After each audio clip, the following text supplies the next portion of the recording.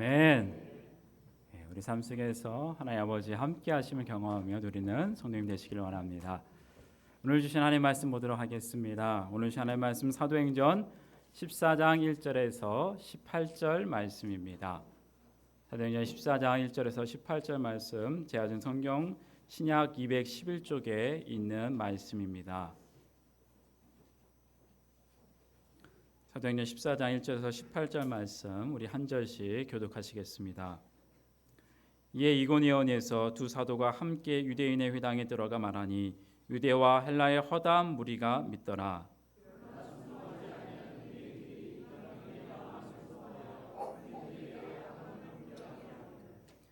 두 사도가 오래 있어 주를 힘입어 담대히 말하니 주께서 그들의 손으로 표적과 기사를 행하게 하여 주사 자기 은혜의 말씀을 증언하시니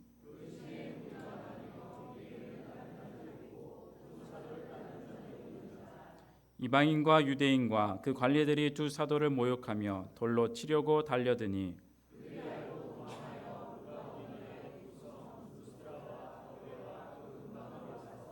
거기서 복음을 전하니라.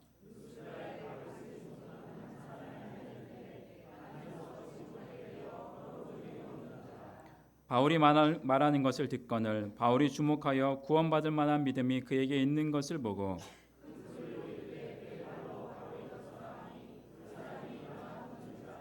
무리가 바울이 한 일을 보고 누가 오니야 방언으로 소리질러 이르되 신들이 사람의 형상으로 우리 가운데 내려오셨다 하여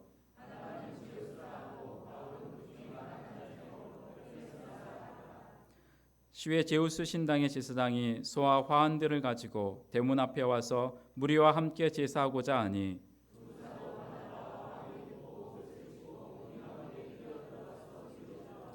이르되 여러분이여 어찌하여 이러한 일을 하느냐 우리도 여러분과 같은 성정을 가진 사람이라 여러분에게 복음을 전하는 것은 이런 헛된 일을 버리고 천지와 바다와 그 가운데 만물을 지으시고 살아계신 하나님께 돌아오게 함이라.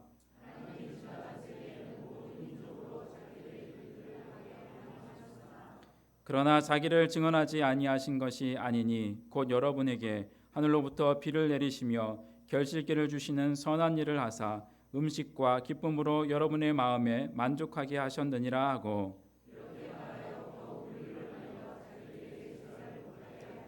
아멘. 이 시간 담임 목사님 나오셔서 이고니온과 루스드라는 제목으로 말씀 전하실 때 은혜 많이 받으시기 바랍니다.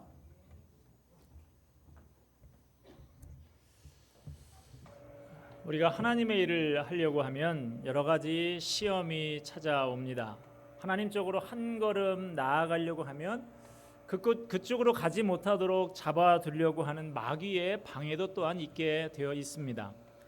오늘 본문에 나오는 사도 바울과 바나바가 복음을 전하는 현장들, 이고니온이 나오고 루스드라가 나오는데요. 이곳에서도 온갖 시험이 따릅니다. 이곳에서의 시험이 얼마나 극심했는지 나중에 바울이 디모데에게 보내는 편지인 디모데후서 3장 11절에서 이렇게 회고할 정도였어요. 이고니온과 루스드라에서 당한 일과 어떠한 박해를 받은 것을 내가 과연 보고 알았거니와 주께서 이 모든 것 가운데서 나를 건지셨느니라. 우리는 시험 그러면 환난과 박해만 생각하기가 쉽습니다. 그러나 그런 것만은 아닙니다. 겉으로는 멀쩡하게 보이고 달콤하게 유혹을 하지만 속에는 우리를 넘어뜨리고 파멸시키려고 하는 무서운 계략이 감추어져 있는 경우도 있습니다. 겉만 보고는 모르는 것이죠. 한 아이가 난생 처음 결혼식에 가보게 됐어요. 옆에 있는 엄마에게 귓속말로 속삭이면서 묻습니다. 엄마, 신부는 왜 저렇게 하얀 옷을 입는 거예요? 엄마가 대답합니다. 그거는 신부가 순결하다는 뜻이지 하얀색은 순결을 뜻하는 것이거든. 어린 딸이 잠시 생각하더니 다시 묻습니다. 엄마, 그러면 신랑은 왜 까만 옷을 입어요? 엄마가 뭐라고 답해야 될지 당황했다 그럽니다. 흰색 옷을 입고 있다고 해서 그렇게 순결한 것이고 검은색 옷을 입고 있으면 불결하냐? 그런 것 아니죠. 겉만 보고는 모르는 것입니다. 우리에게 찾아오는 마귀의 시험도 마찬가지예요. 검은 옷을 입은 저승사자처럼 그렇게 찾아올 때도 있습니다마는 때로는 흰 옷을 입은 천사처럼 간교하게 우리에게 다가올 때도 있습니다. 어쩌면 후자가 더 분간하기 어렵고 그래서 그 시험에 더 쉽게 빠져들 수 있는지도 모르겠습니다. 자, 오늘 본문에서는 바울과 바나바가 선교지를 옮겨서 이고니온과 루스드라에서 사역하는 장면이 나옵니다. 그들은 이 두 도시에서 복음을 전하는 중에 각기 다른 성격의 두 가지 시험을 만나게 됩니다. 그것이 어떤 것들인지 본문을 통해서 살펴보면서 우리 삶에 역시 지금도 벌어지고 있는 영적인 전투의 현장, 여기에서 승리하기 위한 교훈으로 삼고자 합니다. 자, 첫 번째는 이고니온입니다. 이고니온은 사도 바울 일행이 바로 얼마 전에 선교했던 비시디아 안디옥에서 동쪽으로 140km 떨어진 곳인데, 이것은 상업적으로도 번창하고 정치적으로도 아주 중요한 도시여서 유대인과 헬라인과 지중해 변은 많은 여러 민족들이 모여서 살았던 곳입니다. 바울과 바나바 일행이 이고니온에서 선교한 방법은 이전과 같았습니다. 먼저 유대인들이 많이 모여 있는 회당으로, 유대인의 회당에 가서 복음을 전한 것이죠.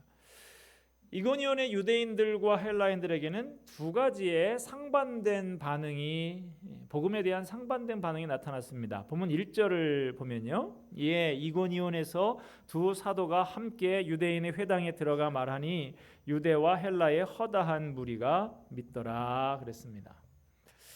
많은 사람들이 복음을 듣고 예수님을 믿게 됐어요. 그러나 이어지는 2절 말씀을 보십시다. 그러나 순종하지 아니하는 유대인들이 이방인들의 마음을 선동하여 형제들에게 악감을 품게 하거늘. 그 결과 어떻게 됐습니까? 4절을 봅시다. 그 시내의 무리가 나뉘어 유대인을 따르는 자도 있고 두 사도를 따르는 자도 있는지라. 복음을 전했더니 그 도시의 사람들의 반응이 두 가지로 나뉘어서 나타나게 되었는데, 복음을 듣고 예수님을 믿게 된 많은 사람들도 있었지만 반면에 사람들을 선동해서 공개적으로 이들을 비난하며 방해하는 무리들도 있었다 하는 것이죠. 사람들의 마음을 선동해서 전도자들에게 악한 감정을 품게 만들고 복음 사역을 방해하는 사람들이 있었지만 바울과 바나바는 복음 전하기를 그치지 않았습니다. 본문 3절 첫머리에 보니까 두 사도가 오래 있어 그랬습니다. 온갖 비난과 방해를 받으면서도 이고니온을 쉽게 떠나지 않고 오래 머물러 있었다 이 말이에요. 이곳은 누구에 의해서 강제로 간 것이 아니고 그들이 스스로 찾아서 간 것입니다. 그러므로 언제든지 언제라도 떠날 수 있는 자유가 있어요. 그런데도 사도 바울 일행은 온갖 비난과 방해가 난무하고 있는 이 이고니온에 오래 머물러 있었습니다. 거기 오래 머물러 있었던 이유는 한 가지입니다. 아직은 그곳에 복음을 듣지 못한 사람들, 복음을 들어야만 하는 사람들이 많이 있었고 그들에게 복음을 더 들려줘야 한다는 사명감 때문인 것이죠. 믿음은 들음에서 난다 그랬습니다. 하나님의 말씀을 자꾸 듣고 또 들어야 믿음이 생기는 것입니다. 바울과 바나바는 자기를 알아주지 않고 사역을 방해하고 온갖 위협이 산재해 있었지만 그럼에도 불구하고 조금이라도 복음을 더 들려주기 위해서 그곳에 오래 머물러 있었습니다. 그렇게 할 수 있었던 비결이 본문 3절 중간에 나옵니다. 주를 힘입어 담대히 말하니. 바울과 바나바가 이렇게 인내할 수 있었던 것은 그들의 뚝심이 대단했기 때문이 아니라 주님을 힘입었기 때문에 가능한 일이다라고 말하고 있습니다. 그들은 주님을 힘입어서 어려움이 닥쳐와도 담대히 이겨낼 수가 있었습니다. 본문 3절에서는 계속 이어서 뭐라고 말합니까? 주께서 그들의 손으로 표적과 기사를 행하게 하여 주사 자기 은혜의 말씀을 증언하시니. 자기 은혜의 말씀, 주님의 그 은혜의 말씀을 증언할 수 있도록 표적과 기사를 행하게 하셨다 합니다. 바울과 바나바가 주를 힘입어 담대히 말할 수 있었던 근거는 바로 주님께서 친히 자기 은혜의 말씀, 주님의 은혜의 말씀을 증언해 주시기 때문이다라고 밝히고 있습니다. 지금 주님의 말씀을 증언하고 있는 것은 바울과 바나바예요. 그렇지만 주님께서 여러 가지 표적과 기사를 일으켜 주심으로 친히 당신 자신의 말씀이다라고 하는 것을 증언해 주신다는 거예요. 그들은 자기들에 의해서 행해지는 그 표적과 기사가 자기들에게 본래 가지고 있었던 능력이 아니라 주님께서 자기 은혜의 말씀을 증언하시기 위해서 보여주시는 능력인 것을 확인할 수 있었던 것입니다. 그래서 바울과 바나바는 여러 가지 시험과 방해가 있지만 주를 힘입어 담대히 복음을 전할 수 있었던 것이죠.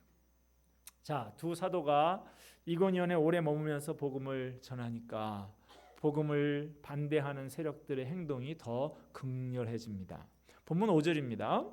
이방인과 유대인과 그 관리들이 두 사도를 모욕하며 돌로 치려고 달려드니. 이 두 사람은 극심한 박해를 경험하게 됩니다. 나중에 바울은 이고니온에서의 이 핍박을 회고하면서 디모데후서 3장 12절에서 이렇게 말을 합니다. 무릇 그리스도 예수 안에서 경건하게 살고자 하는 자는 박해를 받으리라. 적당히 살려고 하면 박해 받을 일 없습니다. 세상에 부패하고 적당한 그 타락한 문화에 그냥 적당히 타협하고서 섞이고 어울려주면 박해 받을 일이 하나도 없어요. 그러나 우리가 예수님 안에서 경건하고 깨끗하게 살고자 한다면 박해를 받게 되는 것입니다. 당신들 그렇게 살면 지옥 간다고 회개하고 예수 믿으라고 변화된 삶을 살라고 자꾸만 말을 하니까 우리를 사람들이 재수없다 이렇게 여기는 것이죠. 술맛 떨어지고 밥맛 떨어지는 것이죠. 그러니까 미움을 받고 박해를 받게 되는 것입니다. 본문 6절과 7절입니다. 그들이 알고 도망하여 루가오니아의 두 성 루스드라와 더베와 그 근방으로 가서 거기서 복음을 전하니라. 바울과 바나바 일행은 순교의 위험을 피해서 활동 모델을 다른 곳으로 옮기게 됩니다. 예수님은 마태복음 10장 23절에서 전도자들에게 이 동네에서 너희를 박해하거든 저 동네로 피하라 그렇게 말씀하십니다. 모든 동네를 다 가지 못해서 내가 다시 올 것이다 라고 말씀하셨습니다. 바울과 바나바는 더 이상 전도할 수 없는 상황이 되니까 피해서 떠났습니다. 예전에 영국에서도 청교도들이 그 신앙 때문에 박해를 많이 받으니까 신앙의 자유를 찾아서 목숨을 걸고 메이플라워호를 타고 미국 땅으로 가서 지금의 미국이 그렇게 시작이 된 것이죠. 북한 땅이 공산화되었을 때 김일성이가 북한의 기독교도들을 그렇게 심하게 박해하고 교회를 핍박하고 하니까 그들이 대거 남한으로 피난을 와서 지금 그래서 그렇게 내려왔던 분들이 땅 한 평 없으니까 싼 땅 강남 땅 사가지고 지금 강남이 그렇게 부자 동네가 된 것 아닙니까?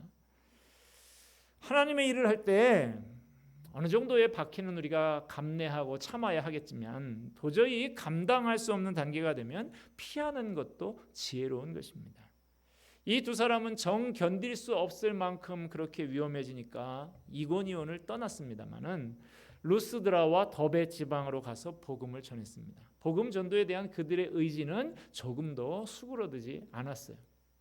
자, 오늘 본문 8절 말씀부터는 드디어 이제 루스드라로 장면이 옮겨집니다. 루스드라 전도 중에 벌어진 사건이 나오는데요. 이 루스드라라고 하는 것은 이고니온으로부터 동남쪽으로 약 29km, 뭐 얼마 그렇게 많이 떨어지지 않은 곳이죠. 여기서 한 오산 뭐 이 정도 될까요? 그 정도 떨어진 곳에 위치한 로마 식민지인데 군사적인 요충지이기도 하고 무역 도시로서 또 우리가 잘 알고 있는 디모데의 고향이기도 합니다.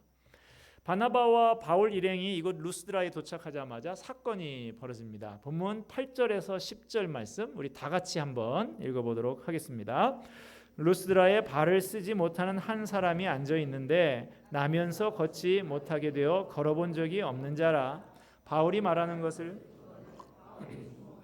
구원받을 만한 믿음이 그에게 있는 것을 보고 큰 소리로 이르되 내 발로 바로 일어서라 하니 그 사람이 일어나 걷는지라. 루스드라에 가보니까 나면서부터 걸어본 적이 없는 선천성 안진뱅이, 선천성 하반신 마비 장애인이 있었어요. 이 사람은 사도행전 3장에 나오는 성전 미문에서 구걸하고 있던 그 안진뱅이와 상황이 똑같은 것입니다. 세상 말로 하면 기구한 팔자를 타고난 인생이죠. 그는 주저앉은 이 상태를 운명으로 받아들이고 살고 있었을 것입니다. 아마 이 사람도 그 성전 미문에 있었던 안진뱅이하고 마찬가지로 손을 벌려서 구걸하는 것, 그것이 전부였을 거예요. 이런 상태에 있는 안진뱅이에게 바울이 다가갔고 그에게 복음을 전했습니다. 안진뱅이는 온 마음을 다해서 바울의 설교를 경청했고 바울은 설교를 하면서 그를 주목하여 보았다 그랬습니다. 바울이 깊은 관심을 가지고 이 안진뱅이를 쳐다보니까 그 사람의 눈빛과 그 사람의 표정과 그 간절한 모습을 통해서 이 사람에게 구원받을 만한 믿음이 있구나 하는 것을 발견할 수 있었습니다. 그래서 바울이 그 사람을 향해서 큰 소리로 외칩니다. 내 발로 바로 일어서라. 그 순간 이 선천성 안진뱅이가 벌떡 일어나 걷는 기적이 일어났습니다. 이 놀라운 기적을 목격한 루스드라 사람들의 반응이 대단히 뜨거웠습니다.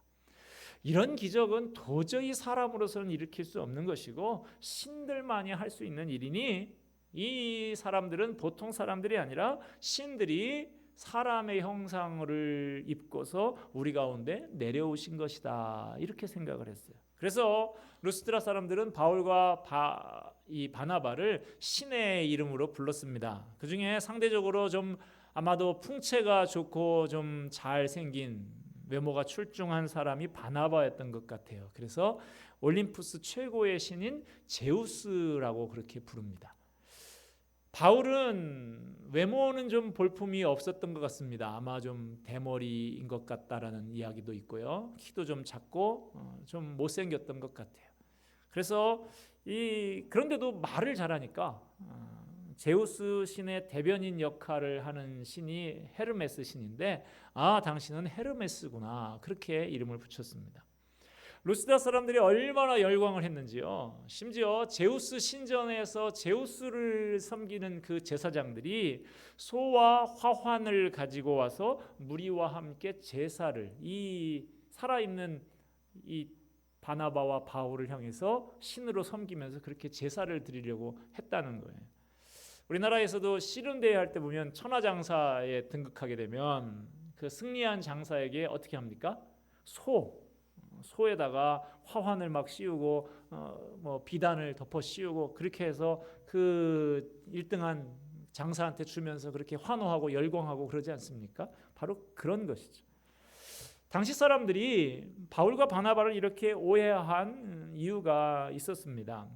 그것은 그곳에 홍수 설화가 있었는데 제우스와 헤르메스 신이 인간의 모습을 하고 그 지역을 방문한 적이 있었다는 거예요. 그런데 어느 아주 가난한 두 가정만 그들을 환영하고는 그 온 도시가 다 배척했다는 것이죠. 그래서 이 제우스하고 헤르메스가 화가 나서 그 두 가정만 빼놓고 모두 홍수로 다 멸망시켜 버렸다라고 하는 그런 신화가 이 루스드라 지방에 전해 내려오고 있었던 것입니다.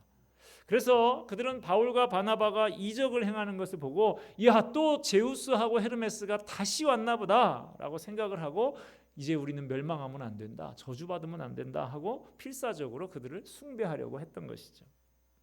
여러분 한번 생각을 해보시기 바랍니다. 바울과 바나바에게 얼마나 좋은 기회입니까? 불행 끝 행복 시작이라고 그런 말들이 있는데 그동안 얼마나 갖은 고생을 다 겪었습니까? 그런데 이제 비로소 좀 높임을 받고 대접을 받게 되었는데 그거 좀 누려보고 싶지 않겠습니까? 그러나 두 사도는 이 시험을 당할 때 옷을 찢으면서 분개를 했습니다. 이 옷을 찢는 것은 유대인들에게 있어서 큰 슬픔을 당했다든지 아니면 하나님 앞에 큰 죄가 되는 일을 목도했을 때 자신의 격한 감정을 표현하는 것이 이 옷을 찢는 것입니다. 본문 14절 15절 말씀을 보십시다. 바울과 사도 바나바가 뭐라고 말하는지, 여러분이요 어찌하여 이런 일을 하느냐, 우리도 여러분과 같은 성정을 가진 사람이라. 여러분에게 복음을 전하는 것은 이런 헛된 일을 버리고 천지와 바다와 그 가운데 만물을 지으시고 살아계신 하나님께로 돌아오게 함이라. 바울과 바나바는 우리도 당신들하고 똑같은 사람이다. 우리들이 지금 당신한테 전하는 복음은 이런 짓, 헛된 숭배하는 짓 벗어나서 이 천지 만물을 지으신 하나님을 섬기라고 복음을 전하는 것인데, 우리한테 와서 이렇게 하면 어떻게 하느냐 하면서 소리를 지르면서 무리를 뜯어 말려서 자신들을 숭배하지 못하게 했습니다. 이 장면에서 우리는 하나님의 일을 하다가 올 수 있는 시험, 또 다른 측면의 시험을 볼 수 있습니다. 바로 영광의 시험이라고 할까요? 그런 것입니다. 영광의 시험은 어떤 면에서 고난의 시험보다 더 물리치기 어려운 시험입니다. 사람들이 나를 보고 환호하고 열광하면 그것을 은근히 즐기는 것이 인간의 기본적인 속성입니다. 그러나 하나님의 영광을 내가 대신 받는 것처럼 무서운 시험이 없습니다. 사람들이 나를 칭찬하고 나를 높여줄 때 그것을 좋아라 하고 받아들이다 보면 자칫 하나님의 영광을 내가 도적질하는 죄를 범할 수 있게 됩니다. 이 시험을 이기기가 대단히 어려운 것입니다. 어제까지 내가 겸손한 마음 가지고 이겨냈다 하더라도 오늘도 내가 또 이긴다는 보장이 없어요. 계속해서 사람이 칭찬을 듣다 보면 나도 모르게 내가 정말 그런 사람인가 하고 으쓱한 마음이 생길 수 있는 것이죠. 한국교회 초기에 황해도 재령 동북교회라는 교회에 정찬유 장로님이라는 분이 계셨습니다. 이분은 본래 학교 앞에서 작은 문방구점을 운영하면서 어렵게 살았던 분인데, 이분이 예수를 믿게 되고 얼마나 교회를 열심히 섬겼는지 31살 그 젊은 나이에 장로가 됐어요. 이분이 장로가 되고 나서 건축자재상을 시작을 해서 그 당시에 아마 뭐 이렇게 막 리모델링하고 집을 짓는 그런 붐이 일어난 모양입니다. 갑자기 큰 부자가 됐어요. 그래서 기록에 의하면 1910년부터 28년 동안을 이분이 헌금으로 매년 쌀 3,200가막씩 하나님 앞에 드렸다고 그래요. 쌀이 3,200가마면 지금 생각해도 엄청난 것인데 그 당시는 굉장한 것이죠. 그 외에도 이분이 뭐 교회에만 잘 섬긴 게 아니라 학교도 설립을 하고 평생 동안 사회사업도 많이 하셨다고 전해지고 있습니다. 이분의 일화가 전해지는데, 한 번은 장로님이 자기 집을 새로 짓기로 결심을 합니다. 그래서 뭐 건축 자재상을 하니까 온갖 좋은 건축 자재를 자기 집 지으려고 잘 준비를 했어요. 이제 곧 착공만 하면 되는 상황인데 갑자기 마음속에 어떤 마음이 생기냐면, 내 집을 짓는데 우리 교회 낡고 허름한 그 오래된 교회 건물이 생각이 나더래요. 내가 장로가 되어서 교회는 저렇게 낡고 허름하게 놔두고 내 집부터 지어서 되겠나라는 생각이 들어서 자기 집 짓는 것은 뒤로 밀어버리고 건축 헌금으로 3만 환을 헌금하게 됐다 그럽니다. 이게 현 시세로 하면 20억 정도 되는 돈이라고 그럽니다. 일제 강점기 아닙니까? 20억을 헌금했다. 대단한 헌신인 것이죠. 그래서 큰 어려움이 없이 그 당시로 봐서는 어마어마한 교회를 건물을 다 짓고 교인들이 너무나 기쁘고 감사한 마음에 회의를 열어서 한 가지 결의를 합니다. 그 내용이 뭔가 하니, 이 장로님이 이렇게 헌신해서 이 교회당을 짓게 됐는데 교회 머릿돌에다가 글씨 하나 새겨넣자 하는 거예요. 그 내용이 무슨 글씨냐? 정찬유 장로 기념교회, 이렇게 새기자는 거예요. 제가 예전에 미국 여행을 하면서도 가보니까 미국에도 이런 예가 있더라고요. 석유 재벌 록펠러라는 사람 있죠. 이 사람이 그 어머니의 신앙, 어머니의 유언을 본받아서 그 석유로 어마어마하게 돈을 벌어가지고 헌금을 많이 해가지고 미국 전국 각지의 교회당을 아주 번듯한 교회당을 많이 지었습니다. 제가 듣기로는 1000개가 넘는다고 그래요. 그렇게 지었는데 저도 몇 군데 그 록펠러 기념교회를 제가 가봤는데 뭐 시카고에도 있고 뭐 워싱턴에도 있고 뭐 뉴욕에도 있고 그래요. 근데 그 교회당 머릿돌에 그렇게 써 있더라고요. 록펠러 메모리얼 처치, 뭐 록펠러 기념교회 이렇게 써 있는 거예요. 그런데 뭐 록펠러도 그렇게 하니까 뭐 미국 선교사들이 미국에서도 이런 예가 있다. 그러니까 교인들이 거기다가 정찬유 장로 기념 예배당 이렇게 써붙이자라고 하는 것이죠. 그런데 교회당을 짓고 헌당 예배를 드렸는데 그 다음 날부터 이 정찬유 장로님이 그 교회에 출석을 안 하고 멀리 시골에 있는 교회에 나가더라는 거예요. 그래서 목사님하고 교인들이 장로님께 찾아가서 이유를 물었습니다. 장로님이 이렇게 말씀을 하시더래요. 제가 지금까지 그 교회에 출석한 것은 그 교회의 주인이 예수님 때문이지 사람이 주인인 교회에 다닌 거 아닙니다.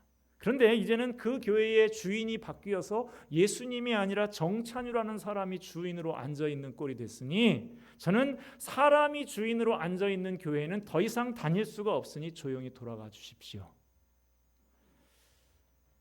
모든 교인들이 잘못을 깨닫고 그 길로 돌아가서 정찬유 장로 기념교회라고 새긴 그 돌판을 당장 깨버렸다고 합니다. 그제서야 장로님이 그 교회에 다시 출석을 하셨다라고 하는 이야기죠. 참 이 정 장로님이 그 다가온 영광의 시험, 자기에게 환호하고 열광하고 하는 그 사람들의 시험을 이겨내고 하나님께만 영광을 드린 것이죠. 우리가 교회를 다니고 하나님의 말씀을 순종해야 하는 이유가 무엇입니까? 예수 그리스도께서 우리의 주인이 되시기 때문입니다. 그런데 자칫 잘못하면 그분의 주인됨이 실종되어 버릴 수가 있어요. 우리도 스스로를 한번 점검해 봐야 됩니다. 혹시 하나님의 뜻을 이루기보다 사람의 뜻을 이루기 위해 애쓰고 사람을 즐겁게 하는 데에만 정신이 팔려 있는 것은 아닌지 우리의 삶을 또 우리의 교회의 모습을 깊게 반성을 해봐야 될 줄로 압니다. 참으로 안타까운 것은 사람들이 하나님의 일을 한다고 하면서도 자기가 일한 티를 좀 내려고 한다는 거예요. 그러나 그럴수록 하늘의 상이 작아진다는 것을 기억해야 됩니다. 하나님이 영광을 받으셨으면 그것만으로 최고의 기쁨으로 삼을 줄 알아야 합니다. 세례 요한의 말을 기억하시기 바랍니다. 그는 흥하여야 하겠고 나는 쇠하여야 하리라. 마귀가 성도를 무너뜨리는 무기가 둘 있는데 하나는 박해를 통해서 두려움을 주는 것이고요. 또 하나는 성공을 통해서 그 교인들의 마음을 교만하게 하는 것입니다. 이 두려움이라고 하는 것 마귀가 잘 사용하는 무기죠. 많은 성도들이 하나님의 뜻을 깨닫고도 말씀대로 살지 못하는 이유가 두려움 때문이기도 합니다. 그러나 마귀는 박해를 통해서 두려움을 주어도 성도가 넘어가지 않게 되면 성공하는 것을 통해서 성도들을 시험합니다. 어떤 면에서는 성도가 성공하는 것, 이것이 박해보다도 더 무서운 시험이 될 수가 있습니다. 사람들이 나를 칭찬하고 환호하고 열광할 때 그때가 정말 나에게 위험한 순간이다, 위기다라는 것을 잊지 말아야 하는 것입니다. 루스드라에서 나면서부터 걷지 못하는 이 장애인을 고친 사건, 이것은 놀라운 승리의 사건이면서 동시에 사도 바울에게 위기가 될 수 있는 순간이었습니다. 만약에 바울이 루스드라 사람들의 반응에 조금이라도 마음이 기울어졌다고 하면 그 결과는 끔찍했을 것입니다. 바로 바울은 거기까지로 끝나는 것이죠. 우리에게 중요한 것은 사람이 나에게 몰려오느냐 떠나느냐 하는 것이 아닙니다. 하나님이 나와 가까이 하시느냐 하나님이 나를 떠나시느냐 그것이 중요한 것입니다. 사람들의 평판에 그러므로 연연해서는 안 될 것입니다. 정말 두려운 것은 사람들이 나를 떠나가는 것이 아니라 하나님께서 내 곁을 떠나가는 것입니다. 다윗은 시편 51편에서 이렇게 고백을 합니다. 나를 주 앞에서 쫓아내지 마시며 주의 성령을 내게서 거두지 마옵소서. 사람은 내게 환호하면서 그렇게 다가올 때가 있기도 하지만 언제든지 나를 떠날 수도 있습니다. 그러나 하나님이 나를 떠나시면 그것으로 끝장입니다. 하나님은 교만한 자의 곁을 떠나 가십니다. 사도 바울은 사람의 환호와 열광에 흔들리지 않았습니다. 그 이유는 주님을 바라보는 사람이었기 때문에 그렇습니다. 말씀을 맺고자 합니다. 우리가 하나님의 일을 하려고 하면 여러 가지 시험이 찾아옵니다. 하나님 쪽으로 한 걸음 나아가려고 하면 그쪽으로 가지 못하도록 잡아두려고 하는 마귀의 방해도 반드시 있습니다. 우리는 시험 그러면 박해, 환난 이런 것만 생각하기 쉬운데 그런 것만은 아닙니다. 겉으로는 멀쩡하게 꾸미고 달콤하게 천사처럼 가장하고 유혹을 하지만 속에는 우리를 파멸시키고 넘어뜨리려고 하는 마귀의 무서운 계략이 감추어져 있습니다. 겉만 보고는 모르는 것입니다. 바울과 바나바는 이고니온에서는 비난과 박해의 시험을 받았고 루스드라에서는 환호와 열광의 시험을 받았습니다만 이 두 가지의 시험을 모두 잘 이겨냈습니다. 그들이 해를 만나도 흔들리지 않고 환호와 열광에도 흔들리지 않는 비결은 예수님을 바라보며 주님을 힘입은 것 때문이었습니다. 우리에게도 때로는 이런 시험들이 있을 수 있습니다. 어떤 때는 이고니온과 같은 고난의 시험이 있을 수도 있고 어떤 때는 루스드라와 같은 환호와 열광의 영광의 시험이 있을 수도 있습니다. 그 어떤 것이 찾아온다 할지라도 오늘의 이 말씀을 기억하면서 주님을 바라보며 주님을 힘입어서 시험을 너끈히 이기고 승리하는 믿음의 사람들 다 되시기를 주님의 이름으로 축원드립니다. 기도하겠습니다.